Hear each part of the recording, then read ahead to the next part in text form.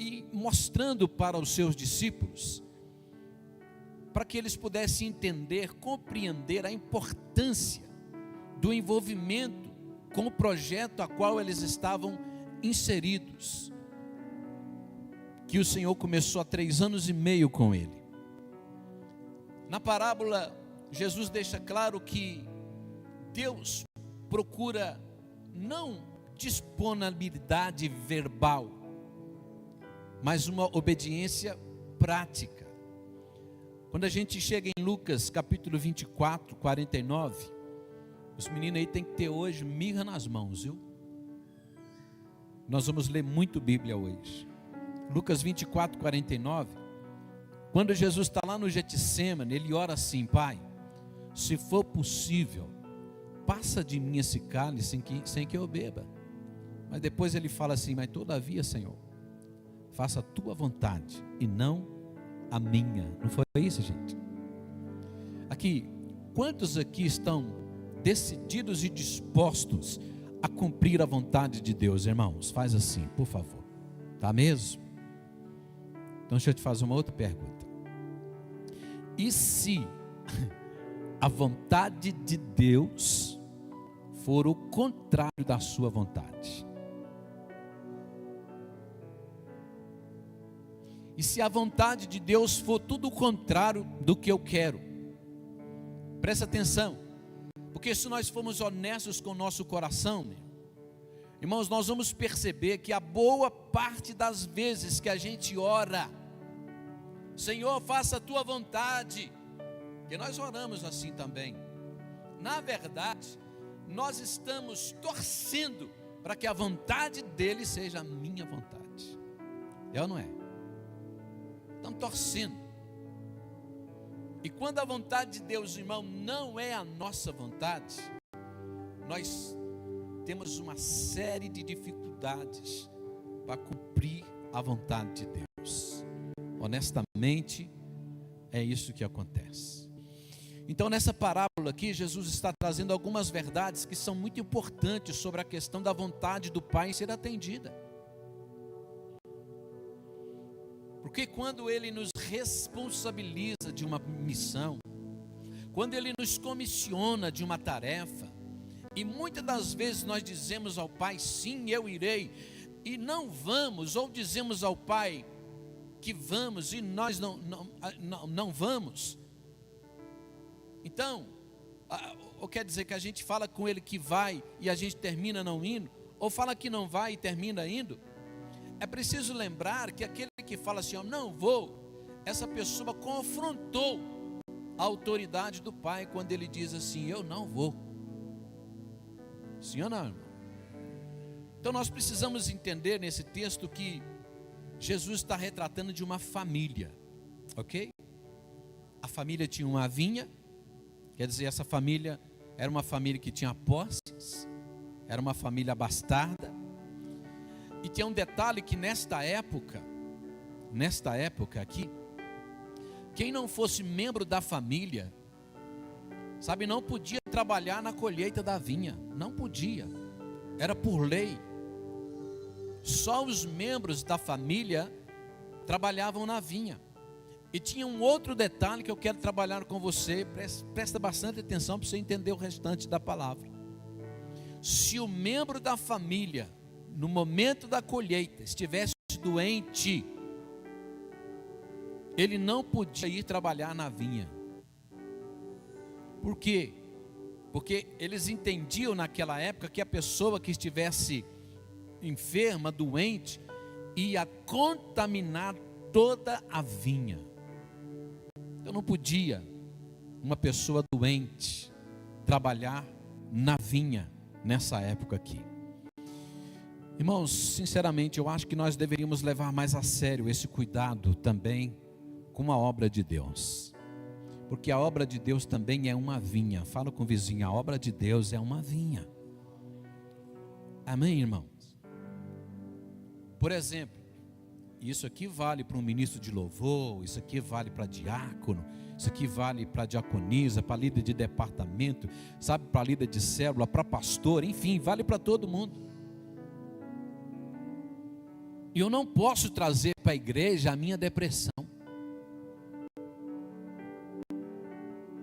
a minha melancolia, e jogar sobre o rebanho a minha chateação, a minha frustração, porque isso acaba contaminando a vinha. Quem está comigo ainda? Então eu preciso entender isso aqui, porque o pai chama os filhos e pede para que eles possam ir trabalhar. Interessante, irmãos, todos nós corremos o risco de perdermos a vontade de fazer a vontade de Deus. Todos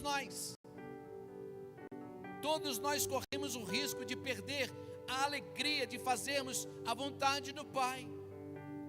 Muitas vezes nós somos inundados numa série de circunstâncias que roubam o nosso prazer, irmão, de fazer as coisas para Deus. Porque servir a Deus, irmãos, não é algo automático. Servir Deus não é algo automático. Presta atenção. O chamado, os talentos, os dons, irmãos, isso pode esfriar, se não for mantido a fogueira do Espírito Santo. Tudo isso pode esfriar. Paulo, quando escreve na sua segunda carta para o seu filho Timóteo, no capítulo 1, no verso 6, ele fala assim: rogo, Timóteo, que desperte o dom de Deus que há em ti. Então o dom que Deus deu para cada um de nós precisa ser despertado. O dom que Deus colocou em cada um de nós, o talento, o ministério que Deus colocou em cada um de seus filhos, precisa ser despertado. É interessante que a palavra despertar que Paulo está usando aqui para Timóteo está relacionada em manter a fogueira acesa, fornecendo mais combustão. A raiz da palavra é essa. É como manter, irmãos, um fogão a lenha aceso, colocando mais lenha. Significa que se você não alimentar o dom, não alimentar a chamada que recebeu, se eu e você não alimentarmos a vocação que Deus nos deu, ela esfria e você perde a vontade. É por essa razão que Levítico capítulo 6, no verso 13 diz: o fogo arderá continuamente sobre o altar e não se apagará. Hoje é aquele dia que eu preciso da banda aqui me ajudando, por favor. Agora você já se perguntou, irmão, por que a pessoa perde a vontade de fazer aquilo que ela ama para Deus? Você já se perguntou por que a pessoa para de sentir vontade de fazer aquilo que ela ama fazer? Porque eu tenho me deparado, irmãos, eu não sei nem quantos anos que eu prego a palavra de Deus, porque eu faço confusão, porque eu prego a palavra de Deus muito antes de ser pastor titular da igreja. Então só de pastor titular foi quando? 98, né? 98 para cá tem quantos anos, hein? Quantos anos? Faz aí. Ô, Humberto, cadê você? 28. Então seguramente eu tenho mais de 30 anos que prego o evangelho. Seguramente. E a gente vai se deparando, irmãos, com pastores.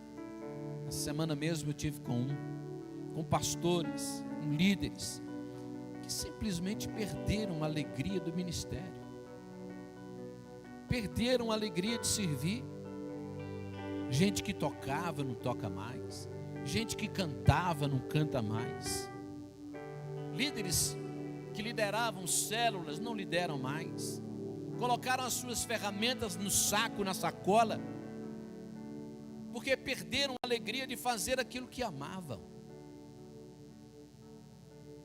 E sabe o que a maioria fala, gente? Eu desanimei, pastor. Eu perdi a fé. E alguns falam: pastor, nem me chama para ir na igreja, eu não vou na igreja. Eu continuo crendo em Deus. A conversa sempre é essa. Eu continuo crendo em Deus, sabe, mas eu não quero ir mais na igreja. Porque que você não quer ir na igreja? Não, pastor, porque eu me conheço. Porque se eu for lá no culto, quando o senhor começar a pregar, quando o senhor estiver falando, pregando lá, eu vou sentir vontade de voltar, eu me conheço. E eu não vou aguentar, então quer dizer, eu prefiro não ir. Eu prefiro não ir na igreja. Ou seja, irmãos, ele ama a igreja. Ele ama o ministério, ele ama o dom que Deus deu para ele. E quando eu falo ele, eu falo no geral.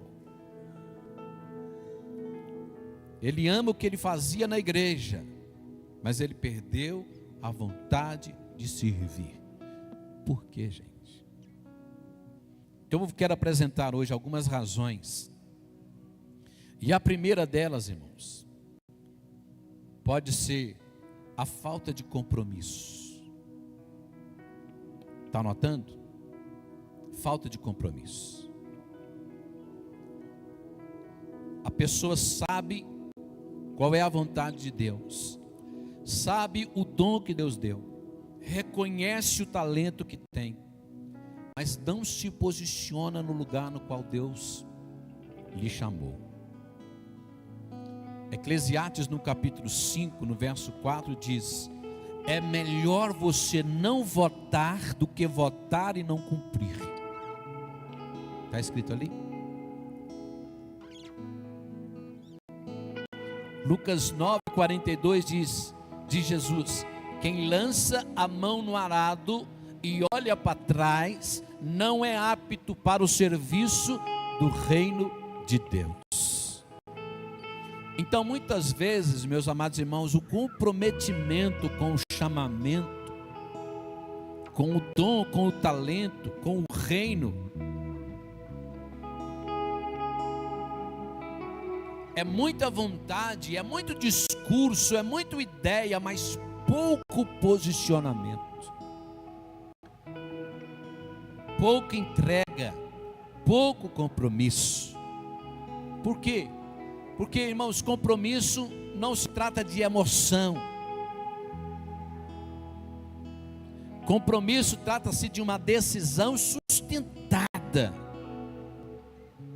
Decisão sustentada. Eu tomei a decisão e eu farei.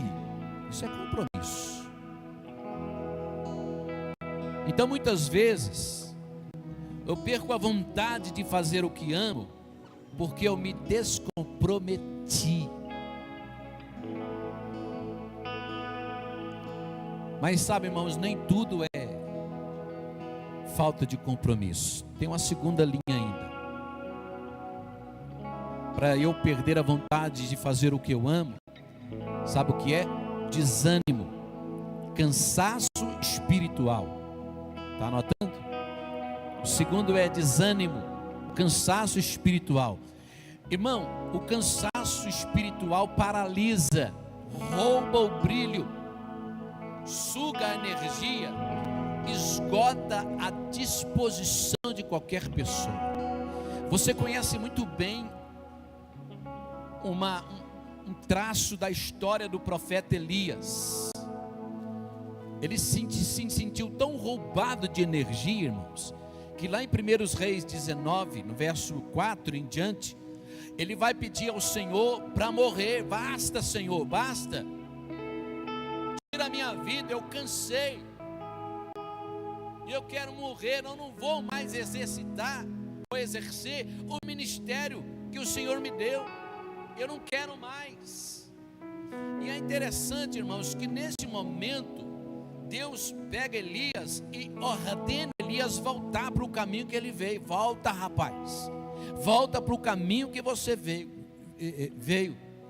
E ainda tem muita coisa para você fazer. Vai lá, unge Eliseu como seu sucessor, unge Jeú para ser rei sobre Israel, e unge Azael para ser rei sobre a Síria. E se você continuar lendo a palavra de Deus, você vai notar que Elias volta e ele unge Eliseu como seu sucessor. Mas se você continuar a leitura, você vai entender que foi Eliseu que ungiu o rei da Síria e que ungiu o rei de Israel. Percebe? Elias só cumpriu parte do que Deus tinha dado para ele com a missão. De tão cansado, de tão desanimado, ele não conseguiu fazer, irmãos, toda a obra que o Senhor tinha designado para ele. Desânimo, porque o desânimo tira de nós o prazer do serviço,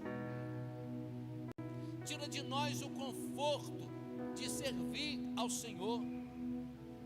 Hebreus no capítulo 12, no verso 3, o escritor diz: considerai, pois, aquele que suportou a total contradição dos pecadores contra si mesmo, para que não vos canseis, desfalecendo as vossas almas. Eu queria que você lesse comigo isso aqui, no 3, tá? Vamos lá, gente, considera a vírgula, tá?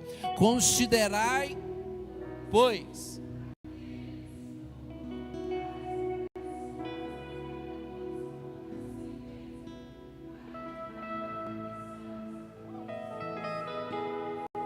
Lê, por favor, novamente, com a boca e tudo, vamos lá. Considerai, pois.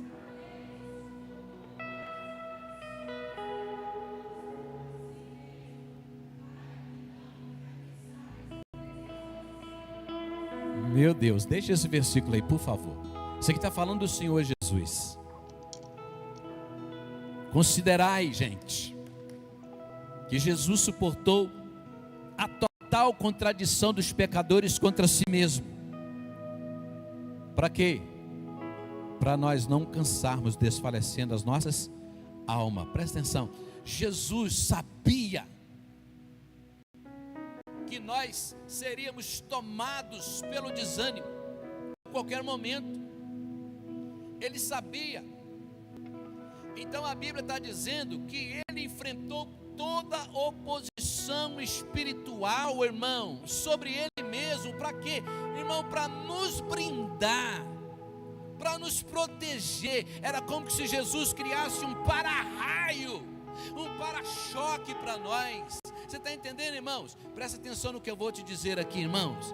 Todo aquele sofrimento espiritual que eu e você teríamos que sofrer hoje, tudo que nós sofremos de espiritual, de barreira, de desânimo, tudo que nós sofremos hoje, irmãos, é o mínimo, acredita em mim, é o mínimo diante daquilo que Satanás faria comigo e com você. Por quê? Porque Jesus Cristo tomou sobre si mesmo, irmão, a frente nossa, e suportou a nossa ignomia, a nossa dor, o nosso sofrimento, para que eu e você não tivéssemos então desânimo. E o Senhor Jesus fez isso com você. Se você está entendendo a palavra, irmão, por favor, levante a sua mão, dá glória a Deus, glorifique o nome do Senhor Jesus. Não seremos abalados, não seremos abalados. Oh, meu Deus. Paulo diz assim lá em 1 Coríntios 16, 9: uma grande porta e poderosa se me abriu, mas há muitos adversários. Foi? O problema, irmãos, é que a gente tem a fantasia, nós quem? Os crentes, tem a fantasia de que a gente vai fazer a obra de Deus sem enfrentar oposição.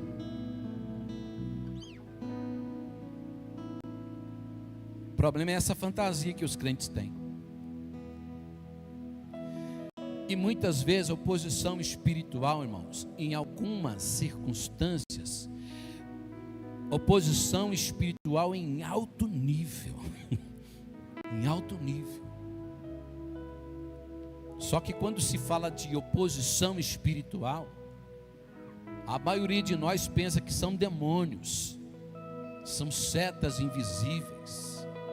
Você sabe, irmãos, muitas vezes a ação maligna vem através de alguém. Olha aqui para mim. Vem através de alguém. Vem através de uma circunstância. Vem através de cenários. E você fica desanimado. Porque o desânimo faz o fardo se tornar mais pesado do que realmente ele é. Porque o desânimo rouba de você a perspectiva. E eu quero dizer, quem perde a perspectiva, irmãos, perde a força. Quantas vezes você vem para a igreja tomado de um desânimo, e às vezes você faz o que tem que fazer para cumprir tabela. E você sabe, o inimigo vê quando ele te atingiu. Ele sabe quando ele conseguiu atingir você.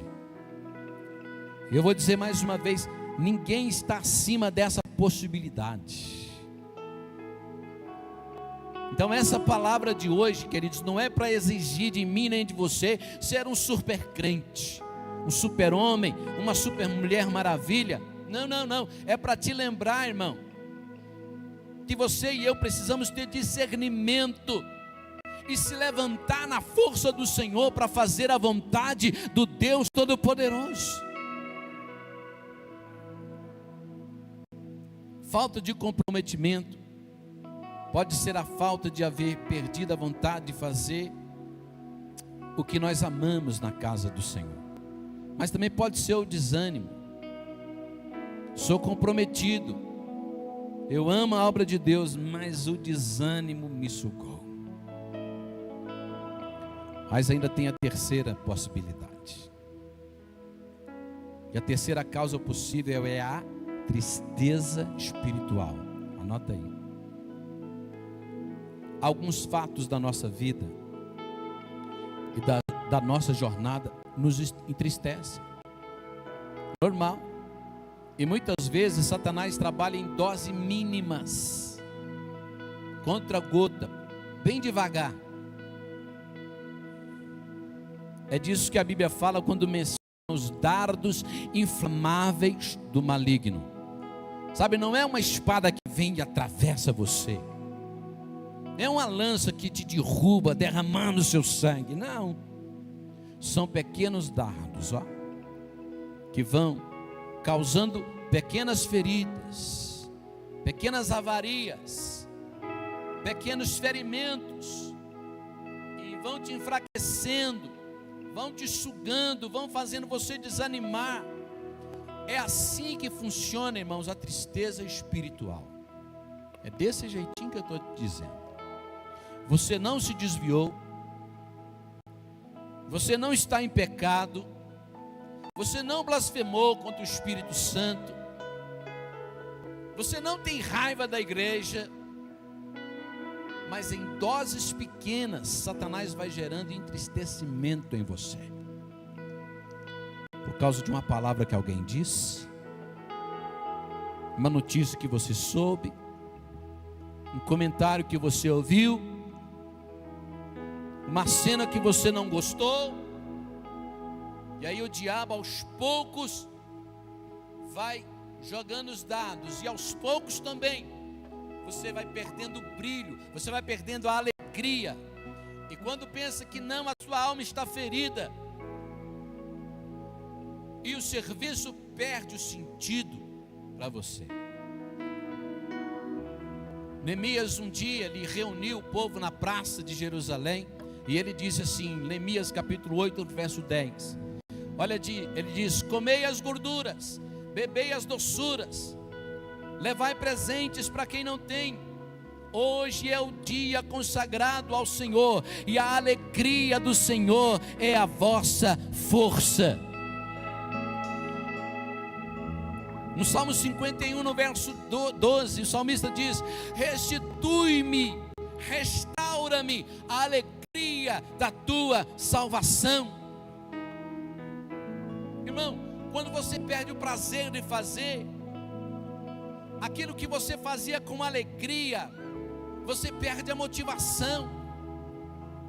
Você sabe, Asaf foi um dos ministros de louvor mais poderosos do tempo de Davi e de Salomão. O salmista Asaf, Mas teve uma circunstância na vida de Asaf que ele estava quase desviado dentro da igreja. No Salmo 73, irmãos, você vai ver o Salmo de Asaf, e no versículo 22, ele chega a dizer: eu embruteci o meu coração por causa da minha angústia.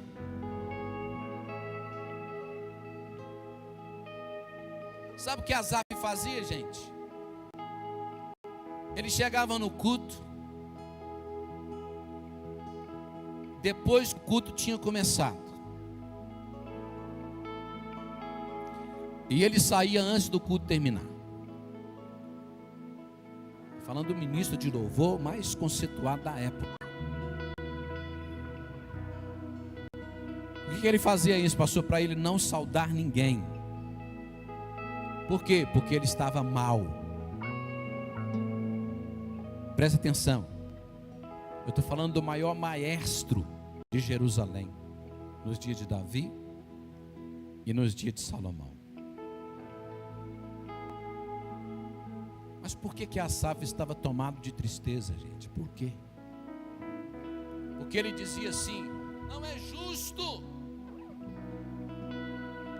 não é justo eu ver os ímpios prosperando e o povo de Deus não. A indignação de Asaf foi esta.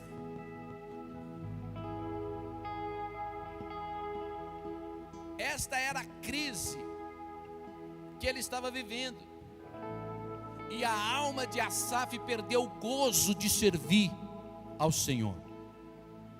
Então nesta noite, irmãos, eu venho declarar em nome do Senhor Jesus Cristo, aleluia, vamos resgatar o Salmo 122, no versículo 1, que diz: alegrei-me quando me disseram, vamos à casa do Senhor. Se alegre em Deus, se alegre no Senhor, faça de Deus a tua motivação, faça de Deus a razão de você servi-lo, faça dele, irmão, e toda tristeza espiritual nesta noite, irmão, caia por terra em nome do Senhor Jesus Cristo, em nome de Jesus Cristo. Aquele que está entendendo a palavra de Deus, por favor, irmão, começa a glorificar o nome do Senhor, porque o Senhor nesta noite vai fazer obra aqui, tenha certeza disso. Aleluia, aleluia. Eu peço para que você, por favor, me ajude, irmão. Não precisa tocar em ninguém, só estende a mão em direção a uma pessoa. Faz assim, abre a asa. Aí se abençoa da direita e da esquerda. Aí você vai falando e vai olhando para um lado e para o outro, porque você vai ministrar. Aleluia. Fala assim com ele: irmão, por favor. Fala, irmão, por favor, alegra a tua alma. Alegra a tua alma. Alegra a tua alma. Oh, aleluia. Oh, rabanagassu, ramanagassu. Rebanagassu, ramanagadabala. Ele me canta, rabassuri, alabanababa. Confiando em nosso Deus e em seu repleto amor, não seremos abalados, não seremos abalados, não seremos abalados.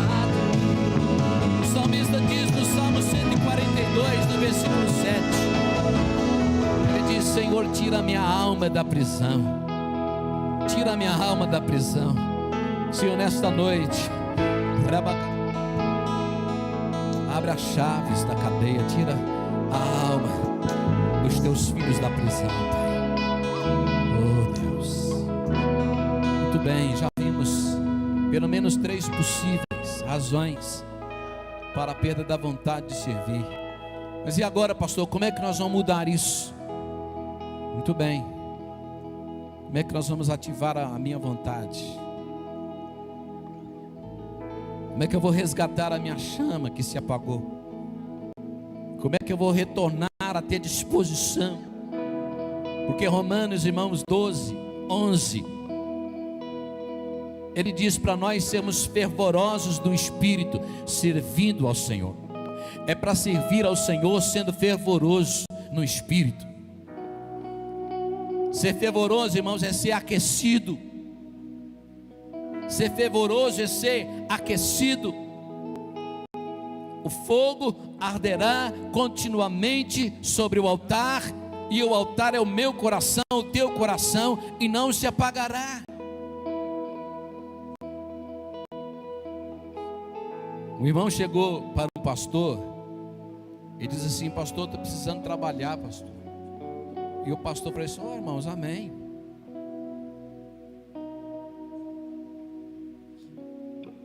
Amém, irmão.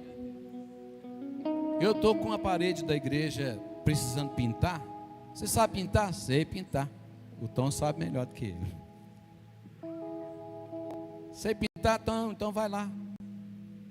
Estou precisando mesmo, pinta lá que a igreja vai pagar. E aí, irmão, no meio do serviço, o pastor chega para ver o irmão, hein, Robinho? Chega para ver o irmão pintando. E quando ele está pintando aquela parede, sabe o louvor que ele colocou para ouvir, estava cantando? Aquela assim: mais perto quero estar, meu Deus, de ti. O pastor não aguentou, não. Falei: ô Vasco, vamos trocar esse repertório aí, pelo amor de Deus. Vamos trocar esse repertório aí, querido. Por que você não coloca assim um hino melhor? Fica assim no Titanic aí, parecendo que vai morrer.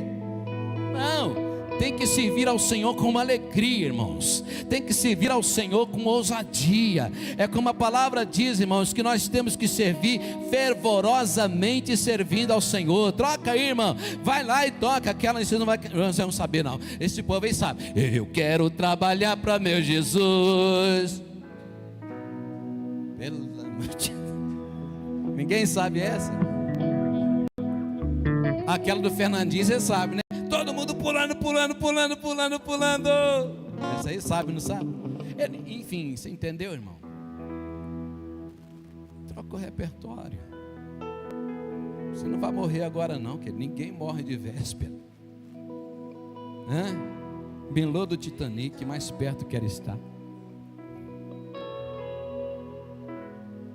Chegou um cidadão velhinho reclamando: não, estou com saudade. Está com saudade de quê?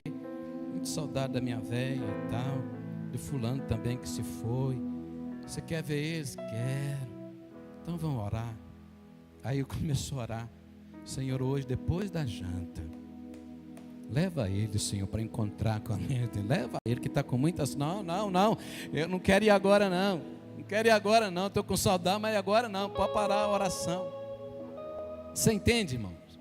Ser fervoroso, ser intenso. Está entendendo isso, irmão? Quando você pede o fervor, você faz com preguiça, sem vontade de fazer, sem desânimo, ou melhor, sem ânimo para fazer. Sabe, é triste quando você persegue que alguém está fazendo a obra de Deus, irmãos, com aquela má vontade, sabe? Eu não queria estar ali. Fica lá fazendo cara feia. Salmo 40, no verso 8, o salmista diz: tenho grande alegria em fazer a tua vontade. Oh meu Deus, a tua lei está no meu coração. Pequena alegria não, grande alegria em fazer a tua obra. Você não pode perder a chamada do princípio, querido. Nenhum de nós. Não pode perder, sabe, a paixão que te fez começar. A paixão tem que levar você até o final. A pergunta então continua: o que eu faço para resgatar isso, pastor? Primeira coisa, discernimento. Fala comigo, discernimento. Está anotando? Discernimento. Você precisa saber qual é a causa do seu desânimo. Discernimento. você precisa discernir qual foi a origem do seu entristecimento espiritual. Agora presta atenção, irmão. Quando o desânimo é de uma pessoa, isso é uma questão pessoal, entende? Pessoal. São circunstâncias pessoais, é uma tristeza pessoal, é uma luta pessoal. Mas aqui, quando o desânimo é de todos, aí nós temos que ter outro discernimento. Aí já é batalha espiritual. Quando o desânimo é de uma pessoa, isso aí você tem que entender o que é que aconteceu com você e saia disso logo. Agora, quando você olha para um lado, desânimo, olha para o outro, desânimo, aí, querido, já é batalha espiritual.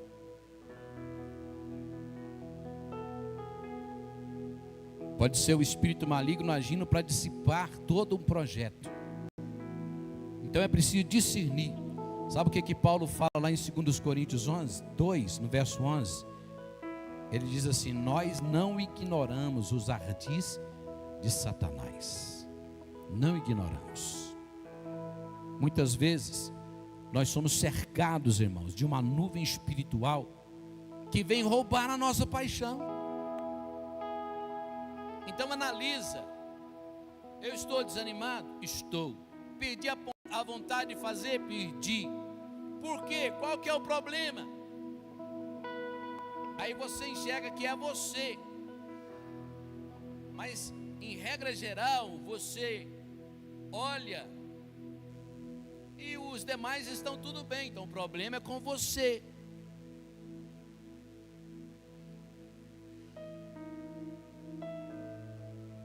Mas se você percebe que o irmão do lado também está abatido, e o outro também, você entendeu, querido? Então, isso deixou de ser uma luta sua, isso se tornou uma luta de todo o corpo. É batalha espiritual. Então, esse momento é hora de posicionarmos juntos, de orarmos acerca disso e repreender a ação maligna contra as nossas vidas. Então, o primeiro ato para aliviar e ativar a vontade de servir a Deus de novo é discernimento espiritual. Então busque identificar, entender por que eu parei de fazer. Por que você saiu da diaconia? Por que você não quer mais cantar no louvor? Por que eu não quero mais me envolver com o ministério infantil? Mesmo tendo paixão pelo ministério infantil. Tenha discernimento. Quem está comigo ainda? A segunda atitude, irmãos, é que eu e você precisamos tomar para quando essa chama se apaga, é a oração específica e direcionada. Comece a orar acerca disso. Diga: Senhor, eu tenho um chamado, sabe? Eu tenho uma vocação. Eu sei do talento que o Senhor me deu. Sabe, Senhor, eu perdi a vontade. Ele sabe, viu, irmão? Mas é importante se você falar: eu perdi, Senhor, o desejo. Eu perdi a alegria. Então, por favor, Senhor, renova de novo a alegria de servir. Está escrito lá no 139, 1, 2 de Salmos: sonda-me, Senhor, e me conhece. Tu sabes as minhas coisas. Tu conheces o meu coração. Ora, querido. Filipenses 4, 6. Sejam conhecidas diante de Deus as vossas necessidades por meio das vossas orações e súplicas. Ore em favor disso. Faça orações específicas acerca dessas questões. Senhor, meu ministério, meu chamado, minha vocação. Eu evangelizava, Senhor, não evangelizo mais. E eu cantava, não canto mais. Eu tocava, não toco mais. Eu pregava, não prego mais. Renova em mim. Aviva a tua vontade sobre minha vida. Então, irmão, ore a respeito disso, clame ao Senhor, mergulhe na oração, irmãos, em todas as suas orações. Quando você se levantar, quando você estiver indo para o trabalho, quando você estiver no seu carro, na sua moto, no Uber, você chegando no serviço, na hora do almoço, qualquer oração que você faça, se é o teu caso, irmão, ponha isso diante do Senhor.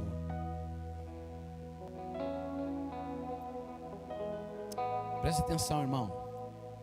Discirna. E quando você puder discernir, faça orações específicas acerca disso. E diga para Deus: eu não vou mais ficar parado. Eu vou fazer alguma coisa. Eu vou frutificar, Senhor, no teu reino. Eu vou produzir no teu reino. Sabe, eu vou exercer o ministério que o Senhor me chamou para fazer. Eu vou fazer isso, Senhor. Quem está comigo? E o terceiro e último, irmão, para ativar a vontade de servir a Deus, discernimento, depois fazer orações específicas, e por último, determinação, decisão. Preste atenção, irmão, servir também é uma decisão. Você precisa decidir servir no reino de Deus. Josué chamou o povo um dia e disse assim, ó, lá no Josué 24:15, ele disse: vocês decidem a que Deus vocês vão servir, mas eu e a minha casa serviremos ao Senhor. Então tenha determinação, seja determinado ao servir ao Senhor. Paulo em 1 Coríntios 15:58 diz: sede firmes e constantes, sempre abundantes na obra do Senhor, sabendo que o vosso trabalho nele não é vão. Aqui, nem sempre eu e você vamos fazer porque temos vontade, mas eu e você vamos fazer porque é preciso fazer, porque você tomou uma decisão. A vontade pode até falhar, irmão, mas a determinação, ela vai sustentar o seu propósito.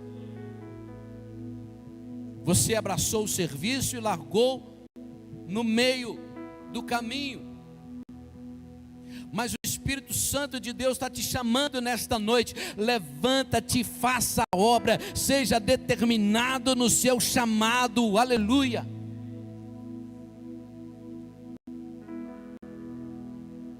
Precisamos entender isso, meus irmãos. Determinação fará a obra do Senhor ser gerada na nossa vida. O problema não é perder o ânimo, é perder a vontade de se render a isso. O problema não é se contentar.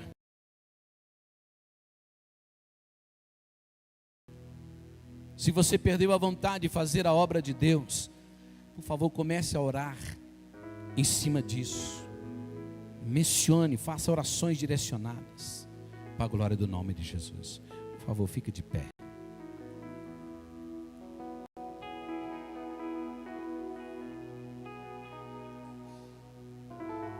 Eu quero orar com você nessa noite.